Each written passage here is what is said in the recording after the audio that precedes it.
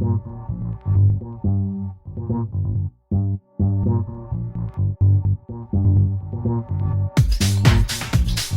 Harrison Academy is a social enterprise, and it delivers snooker to disadvantaged groups, such as mental health groups, learning disabilities, NEETs, which is not in education, employment and training, probation, kids with children with autism, children with Asperger's, basically a big range of groups. Now this time when you do it, if you're going to put the bottom on the ball, right, what happens to the ball? Right, on it, and we're going to keep the same action, turn right on the cue, right, full time,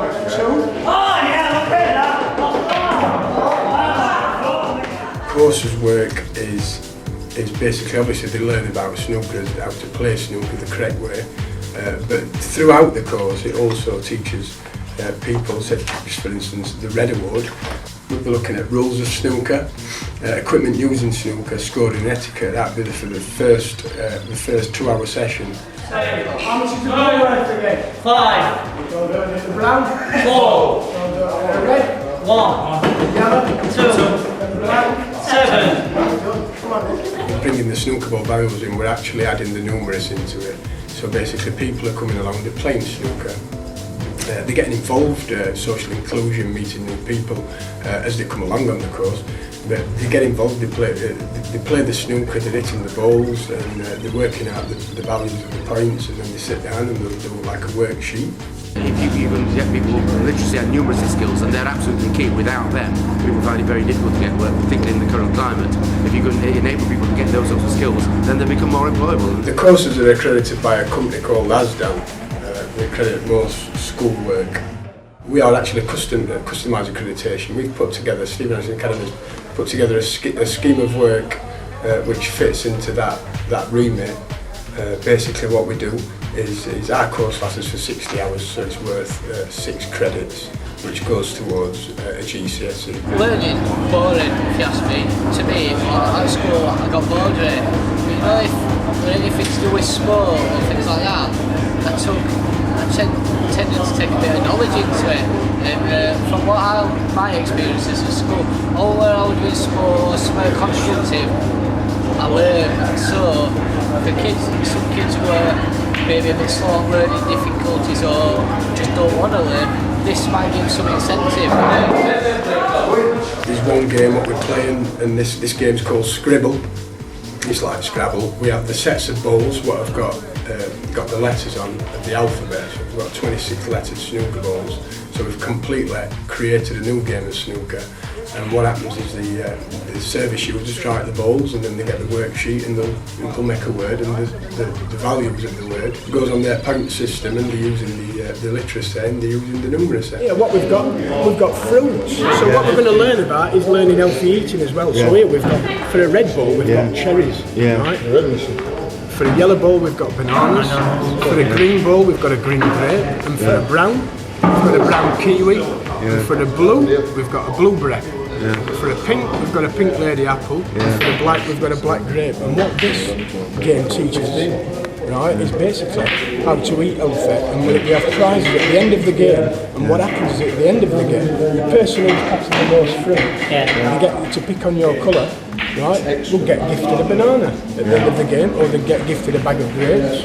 And basically it's just to help us to learn about how to keep his bodies healthy. See, they're learning without realising that they're actually learning, which is a great thing, and it's a great thing to do.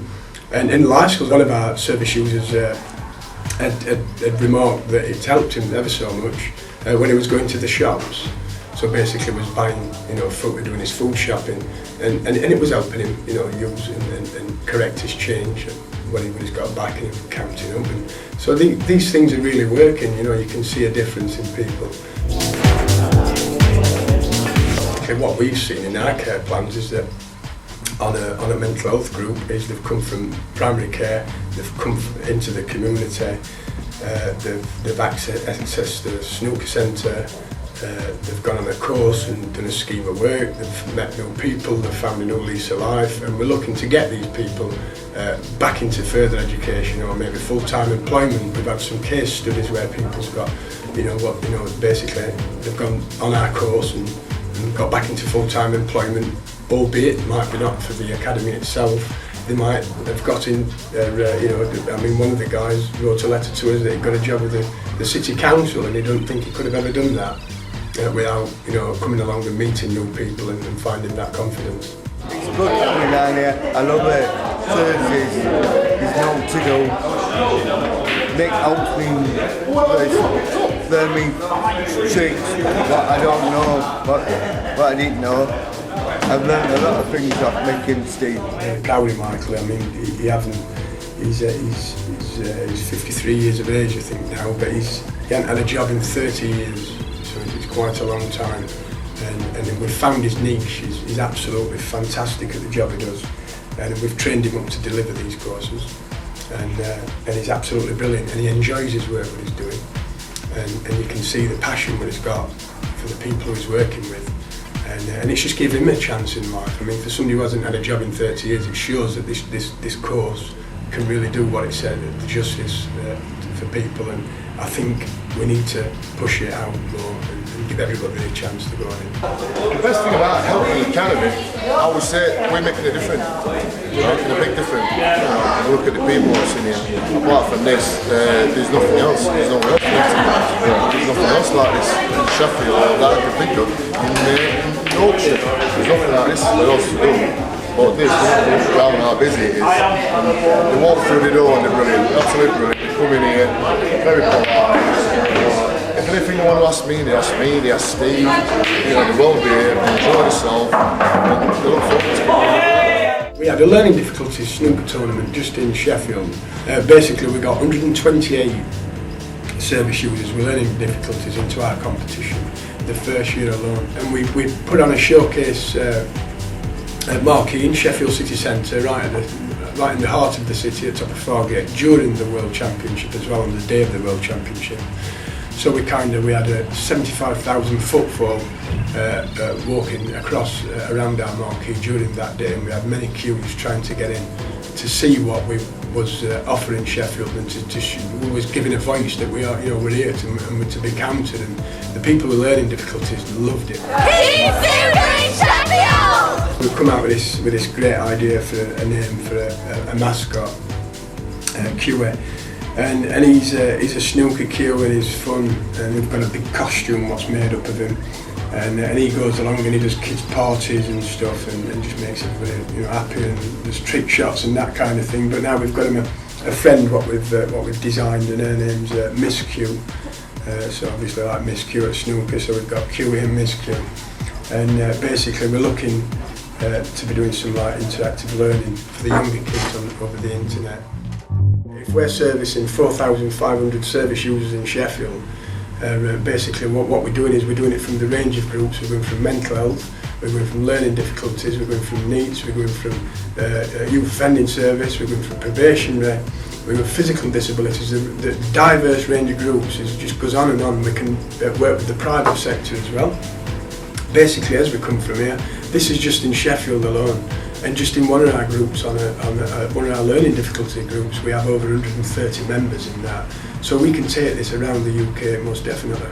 Well, hopefully we can build on that and make the possibilities available for more people. I think that's what it's about, expanding and looking at this, the student programme now, seeing how you can actually get a qualification through snooker, not just by playing, but by learning skills as a result of that.